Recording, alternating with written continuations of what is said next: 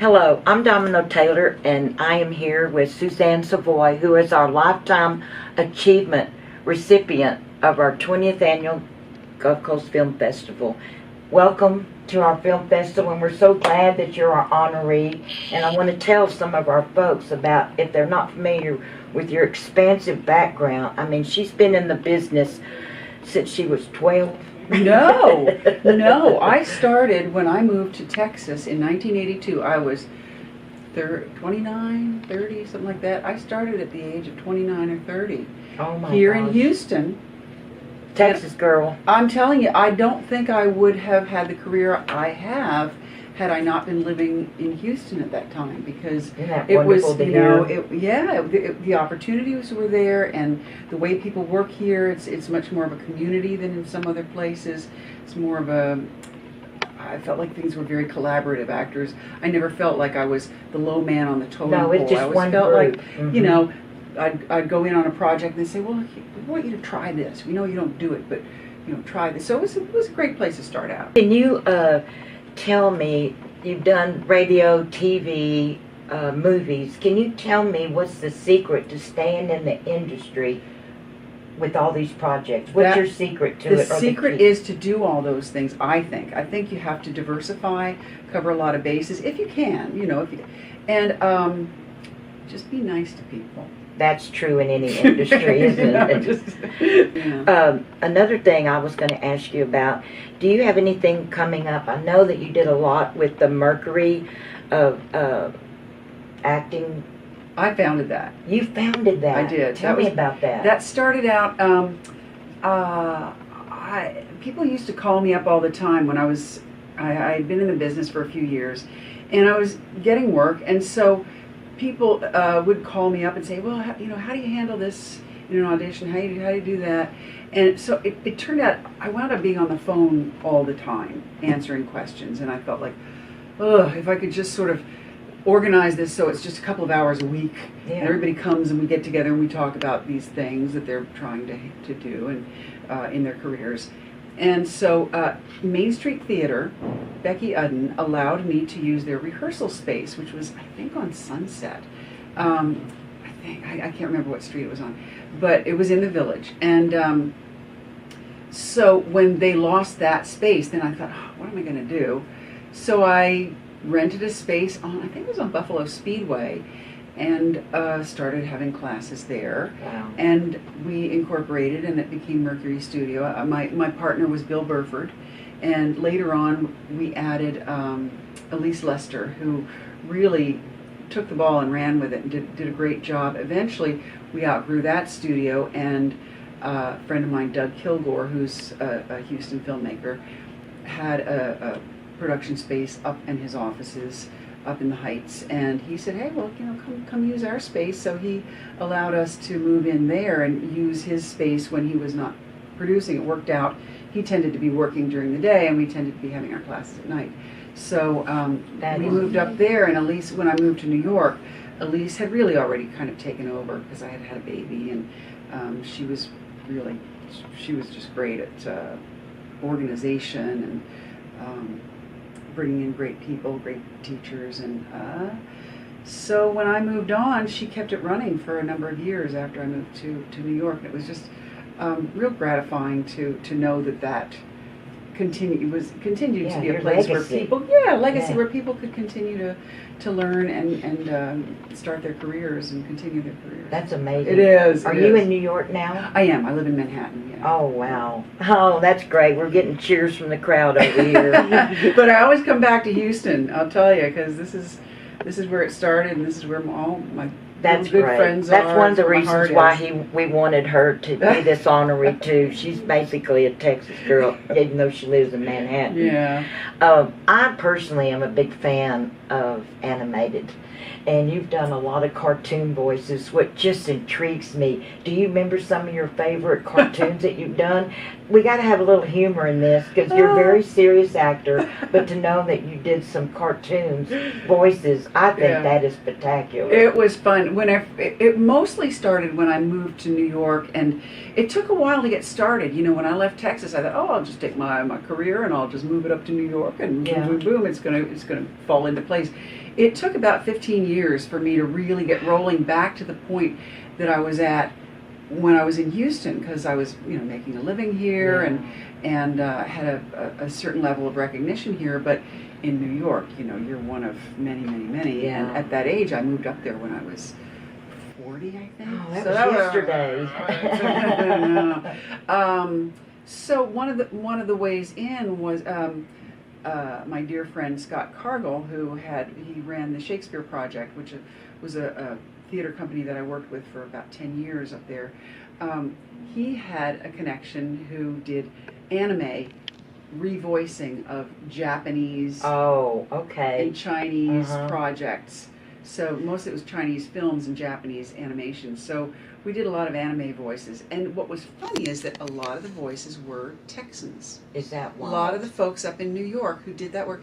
Everywhere I go, it seems like if I'm in a production of Shakespeare or if I'm doing voice work, there are a lot of Texans. Isn't that great? Texas produces some great actors. I don't know why. I don't know what it is, but It's the humidity. it is. It makes you act good. It does. That is really wonderful to hear. Yeah. You've done so many things. In fact, I'd like for our viewers to go and research her. You will be surprised at her amazing career, which is one of the reasons why we wanted her as an honoree. But she's doing something now that I want to hear about. I can't imagine. It's a stage show, and it's about Christine De Pizan. de Pizan. De Can you Pizan. tell us about that a little bit? I had a little notebook that somebody had given me 30 some years ago, and it had pictures of medieval women in it doing the things that medieval women did, you know, scrubbing the floor, slopping the pigs, making the bread, you know, all that kind of stuff. But then there's this one picture of this woman sitting there like this at her desk, and it says Christine de Pizan, author. The author? Back in in 1400? What are you talking about? Medieval times Never author. heard of her, yeah. And over the years, her name had cropped up every now and then when I was doing research on some, you know, Sir Lancelot or some project I was doing. And I'd say, oh, she initiated this famous debate, the debate of the Romance of the Rose. Wow. Or I was reading a book by Barbara Tuchman about the Middle Ages. Christine de Pizan, who lived at the same time as Joan of Arc and wrote a long poem about Joan of Arc. Who was this woman, and why don't we know about her? So when I decided to do this one-woman show, I thought, oh, too bad she lived so long ago, and there's just probably no material on her. What, you know, how could I do a show about her? Turns out we have over 40 of her works still existing in her handwriting, manuscripts, or that she commissioned other scribes to do for her, with beautiful illuminations, and that are full of pictures of her, drawings of her, paintings of her, and a lot of her own autobiographical information in her works. So I thought, oh my gosh, I can make an entire show, a 90-minute show, in her words that she wrote about her life and the catastrophic happenings of her lifetime. She lived during the 100 Years' War. She lived during these terrible civil wars in France, the plague, the Crusades. If you've ever seen Henry V by Shakespeare, she knew all those guys who got killed in Henry V. She knew them personally. They were her pals. That is at the Battle of Agincourt. Those people who died there. So it's really fulfilling to do the show and bring this woman who actually, there's been a movement since the 80s. A lot of scholars have written about her now and are bringing her back into the public eye. Oh, that piques such an interest. I can't And wait. the reason that she disappeared is that the history books are written by men. Oh, duh. And she wrote in we like men, but there's some men who need to be illuminated and enlightened. And she wrote in defense of women and in praise and honor of women back then. What ahead of her times, wasn't she? Oh my gosh! And she wrote in under her own name, as a woman, which was unheard of. So yeah, we need to know more about her. You're on stage for an hour and a half. An hour and a half. Nonstop. And the first time I did it, first one was at the Montauk Library, way out at the end of Long Island. And I got up on that stage and I looked down and I thought, what am I doing here? What am I going to do? But you just hunker down and you get through it. That is amazing. Yeah. Well, after it comes to Houston tomorrow, Monday, do you know where else that you probably will have this on tour? I am going to Austin. I've been invited a few times to Austin. Have worked with the Butler School of Music with a wonderful professor there, Professor Luisa Nardini, who she likes my project, and we work together with the students. They produce some of the music, which I usually use recorded, but they do sing or play the music, and I do the poetry, and we work together, and it's really exciting to do it more as it would have been done back in the 1400s with live music rather than canned amazing. Music. Yeah. And you didn't have to audition for it because it's your project. Amen. That's right. Speaking of auditions, can you give people that are acting, and Houston, it's kind of hard. You get hundreds of people for one job. Can you give any kind of tips on, we have a lot of actors that are watching, give any tips on when you go to an audition? Of course, we know the basic one is be nice, of course, but do you have any tips that's helped you get that part? Was it research, or you just got in the moment, or do you have any words of wisdom for, let's say, actors trying to get in the business? Do we have a couple of hours? Could we? Well, I can only speak from my own experience. I continue to train. Because every now and then I'll fall into some doldrums where if I've been working on a film and then I go do a stage audition, it's a little hard to switch gears. You're coming from the same place, but you do have to switch gears a little bit. And then if I'm doing stage and I go to do a film audition or TV audition, I might be a little over the top. So I'm always fine-tuning. I have several people who I go to who are coaches, who I love, Bob Krakauer in New York, Bill Burford, who used to be here in Texas, who continue to help me fine-tune my auditions.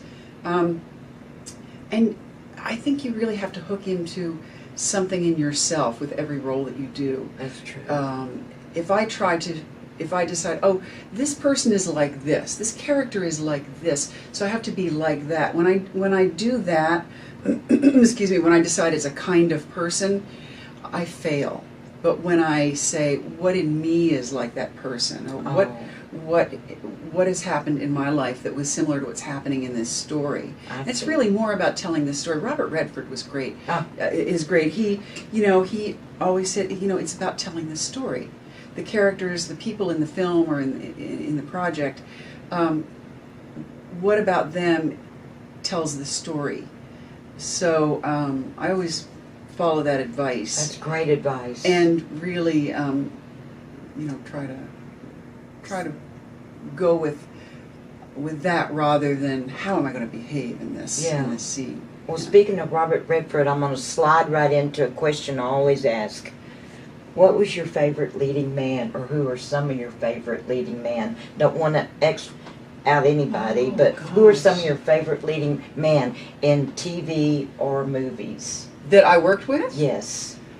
Unless you just have fantasies about some other ones. Well, there's so many that I've worked with, and so many great actors. They're all good, huh? I was looking here. I saw one of your past honorees. I see Brad Leland. He played my husband in America's Most Wanted. That's right. Years ago, and we had such Brad a good time. was our past honoree, and it's really cool. That's the first thing you noticed with Brad, and you really did enjoy him as your husband. Oh, he was great. And I see a lot of people here that are old pals of mine: Brandon Smith, Gary Chase, and Lou Temple. Oh, I directed him in a great little two-hander. Lou Temple and Frank Page. And we're talking about one of your favorite male co-stars, Sam Bottoms. Tell me Sam about Bottoms. him. When we did The Trust here in Houston, Douglas Kilgore was the writer, director, producer, and Sam Bottoms was a delight to work with. What a sweet man. And it was so sweet. At one point, I think they brought in his father to play a role in the film as well. I think his I can't remember. But yeah, he was just a delight to work with, just kind. And we were in rehearsal one day talking about our baby, and he said, "Oh, well, you have a baby. Let's put your baby in the film." So we did. She was supposed to play a little boy, so we dressed her up in little boy clothes. How old is that baby now? She's 26. Oh, and she's making movies. She's a writer-director. Is she in LA. really? Oh, it didn't fall far from the tree. That's great. She didn't, yeah. That's so exciting. Is she your only child? She is. So. Well, can you tell us anything else you've got going on that I haven't looked up or researched, or something that we might not know as an audience what you've got going on besides this great play? Well, I'm heading off to Chicago for the month of October to shoot a conspiracy theory film called The Cloud. The Cloud. Yeah, so we'll see how that goes. When do you think it'll be released? Probably, I think, probably in about a year. That's something amazing. like that takes about a year to get out. I just came back again in Better Call Saul. I had a small role in that. That's great. That's a crazy show. I know. that He's show. great, isn't he? Yeah, he is. And Ray Seahorn, I usually work with Ray Seahorn, the woman in that. She's a lovely, lovely actress. Wow, what a resume. That is so great. Well, it's fun to be able to hop around and do a commercial variety. here, and then do a radio voiceover, and then cartoons. TV. I haven't done too many cartoons lately, but I will say one of my first animated projects was in Austin with Origin Systems. Wow. Steve Hemphill, who I used to do training videos at Foley's downtown. Oh, remember Foley's? Wow. He was the producer of their training videos downtown, and he went off to Austin to work in software and do videos and so forth there. He was doing one of the early video games called Crusader No Remorse, and I know there are fans out there who were kids back then killing bad guys. It was live action and animated. Oh, how fun. So there would be these clunky guys going around that you'd follow, and then if you opened a door, there would be this villain or some character who would come to life. And you stay so busy. How do you keep going?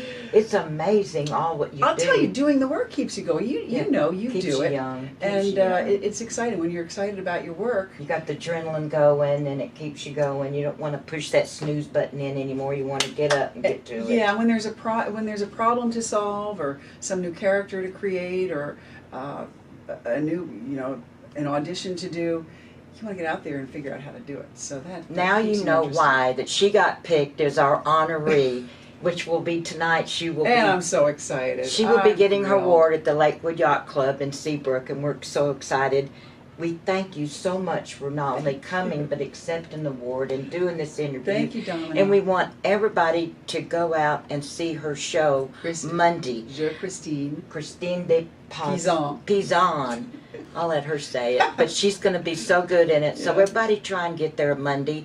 Call in ahead or write in. Check the website and to get your send tickets. a little note to get a free ticket. Yeah. Well, as everybody calls her in the business, Susie, we thank you so much. Thank we you. really appreciate It's been a delight. you.